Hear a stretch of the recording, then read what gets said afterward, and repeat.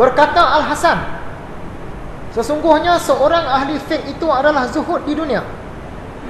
Dia kaitkan fiqh dengan zuhud. Dia tidak kaitkan dengan ilmu hukum hakam. Gemar ke akhirat, bermata hati kepada agama, kekal beribadah kepada Tuhannya, warak mencegah dirinya dari mempercakapkan kehormatan orang muslim, yang memelihara dirinya dari harta mereka dan yang menasihati jemaah mereka. Kita tengok kalimah fiqh tu dia letak di mana? Dia letak kepada tasawuf. Jadi maksud dia pada zaman awal, fiqh ni dia tuju kepada hati, tuju kepada tasawuf, bukan kepada hukum hakam. Kata Imam Ghazali lagi, dengan keseluruhannya tadi, Al-Hasan tidak menyebut penghafal furuk-furuk fatwa, maka adalah pemakaian mereka kata-kata fiqh kepada ilmu akhirat itu lebih banyak. Jadi fiqh ni tadi pada zaman awal soal hati, ilmu tasawuf, ilmu akhirat, tidak berkait dengan hukum hakam. Kenapa pada zaman Imam Al-Ghazali tu kalimah fiqh ni terubah? Imam Ghazali bagi jawapan di bawah. Kerana ilmu batin itu tidak terang dan mengerjakannya sukar. Ilmu soal hati ni, nak ikhlas, nak tawaduk, nak khusyuk, nak buang, nak sifat amarah, nak buang riak, ujub semua ni, yang tu orang tak boleh nampak. Kalau kita kata dia tu ahli fiqh, macam mana kata ahli fiqh tak boleh nampak batin ni? Jadi nak bagi nampak tu, kalimah fiqh ni diubah kepada hukum hakam. Siapa yang banyak ilmu pasal hukum hakam, tu ahli fiqh. Sebab tu dia jadi berubah zaman tu. Dan mengerjakannya sukar. Ilmu fiqh ni mudah. Kita belajar, kita hafal, kita buat kajian, buat kata kerja, buat buku, jawab soal-jawab, orang nampak kita, dia tu ahli fiqh. Tapi kalau ilmu soal hati tadi tak boleh nak tunjuk pada orang. Sebab pada zaman Imam Al-Ghazali, ulama ramai, ilmuwan ramai, tapi semua duk kejar keduniaan. Sebab tu dia karang Ihya Ulumuddin, menghidupkan kembali ilmu-ilmu agama. Sebab bagi Imam Al-Ghazali, pada zaman dia itu ilmu-ilmu agama ni dah mati. Ilmu banyak, tapi dari segi tasawufnya tak ada, dari segi rohnya tak ada. Sebab tu dia karang Ihya Ulumuddin. Kalimah kedua yang terubah, kalimah ilmu. Jadi pada zaman awal, apakah maksud ilmu? Jawab Imam Al-Ghazali,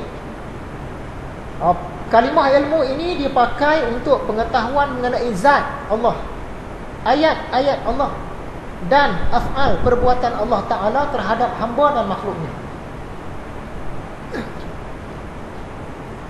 Tapi pada zaman Imam Ghazali, siapa dia ahli ilmu, siapa dia ulama, orang tunjuk kepada ahli ilmu kalam, tukang debat.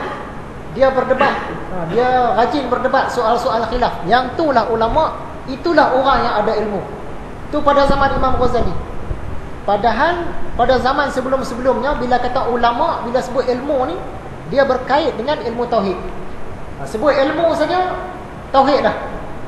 Ilmu saja, kalam Tuhan, ayat-ayat Quran, kemahiran tentang Quran. Itu ilmu pada zaman yang awal. Bila sampai zaman Imam Ghazali, ilmu ditujukan kepada ilmu kalam. Ulama ditujukan kepada ulama kalam. Bukannya ulama yang mahir tentang ilmu hakikat, bukannya mahir tentang makrifat, bukannya mahir tentang tauhid. Dia tuju kepada yang ilmu kalam tadi. Dia dah terubah. Sehingga ketika Umar wafat, maka berkata Ibnu Mas'ud, sesungguhnya telah mati 9/10 ilmu. Masa Sayyidina Umar meninggal dunia, Abdullah bin Mas'ud kata, meninggalnya Sayyidina Umar ni maksud dia telah meninggal bersama-sama dia 90% ilmu. Ilmu apakah yang dimaksudkan oleh Abdullah bin Mas'ud? Adakah ilmu tentang hukum hakam? Tak. Sebab ilmu hukum hakam sampai sekarang pun ada lagi. Adakah ilmu tentang hadis? Tak. Ilmu tentang hadis zaman selepas tu baru meletup. Zaman sahabat ni tak meletup lagi. Jadi ilmu apa yang dimaksudkan oleh Abdullah bin Mas'ud? Apabila meninggalnya Sayyidina Umar, dia kata 90% ilmu pun dah mati dah. Iaitu ilmu tentang Allah. Itulah ilmu yang mati. Yang sampai kat kita sekarang ni sikit je, ilmu tentang Allah. Kemudian diputarkan pula oleh mereka perkataan ilmu itu dengan pengkhususan, sehingga dalam banyak hal diperkenalkannya orang berilmu itu ialah orang yang asyik berdebat melawan musuh dalam masalah-masalah fiqh dan lainnya. Siapa yang rajin berdebat, dia mahir berdebat, boleh patahkan hujah-hujah musuh dalam fiqh, dalam ilmu kalam, yang inilah ilmu, yang inilah ulama. Padahal tak kena. Padahal tak kena sebab dah berubah maksudnya.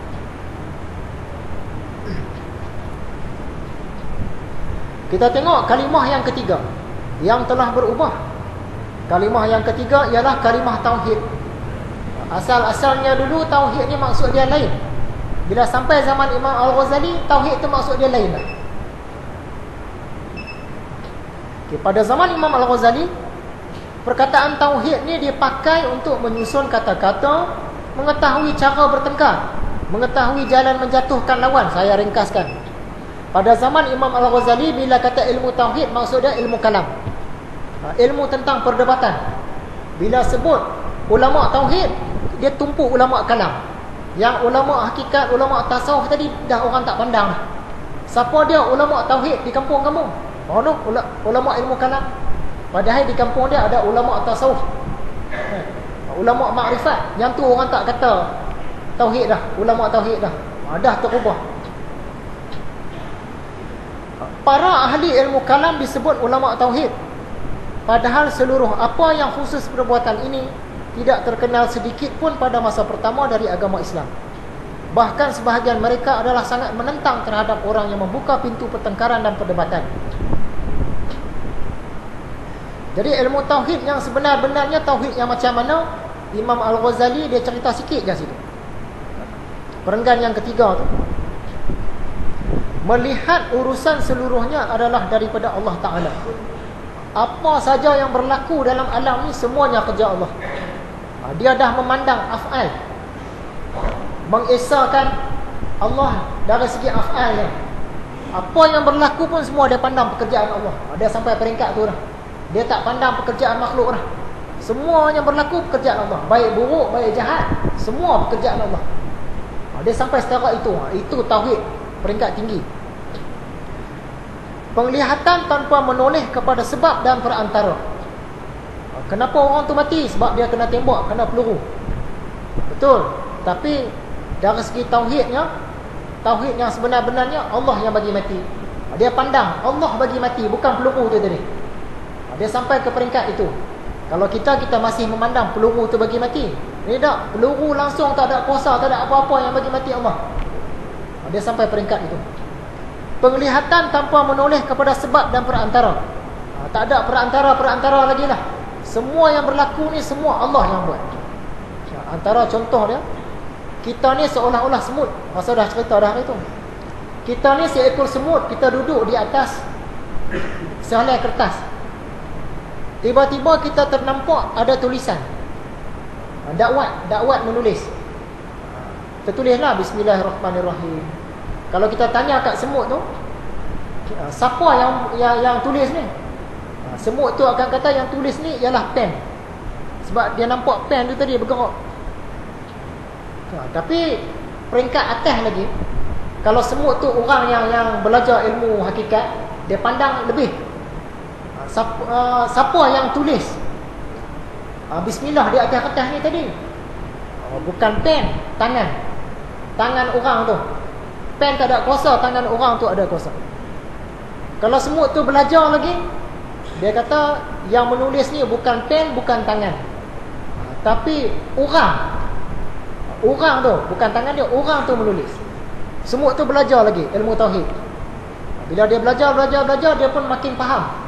Yang menulis, yang menzahirkan Bismillahirrahmanirrahim tadi di atas kertas ni bukan pen, bukan tangan, bukan orang tu, tapi pemikiran orang tu. Segala pen, segala dakwat, segala tangan, segala tubuh badan tak ada kuasa.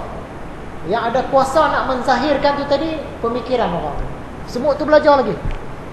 Bila belajar lagi, dia kata pemikiran orang tu pun tak ada sebarang kuasa. Yang sebenar-benar ada kuasa ialah Allah saja. Jadi yang menzahirkan tulisan pada kertas tu tadi Bismillahirrahmanirrahim ialah Allah. Dia dah belajar peringkat hakikat. Dia tak ada perantara dah. Pen pun dia tak pandang dah. Tangan pun tak pandang dah. Anggota manusia tak pandang dah. Fikiran manusia tak pandang, dia pandang Allah terus. Jadi yang menzahirkan tulisan tu Allah. Tapi kalau dia cerita kat semut-semut yang lain, ke mana pula? Ni tangan orang buat ni. Ini dakwat ni, ni pen ni. Dia bergaduh. Jadi kata Imam Ghazali, yang sebenar-benar tauhid ni, perantara-perantara ni tak pandang lah. Dia terus pandang hakikat. Semuanya pekerjaan Allah.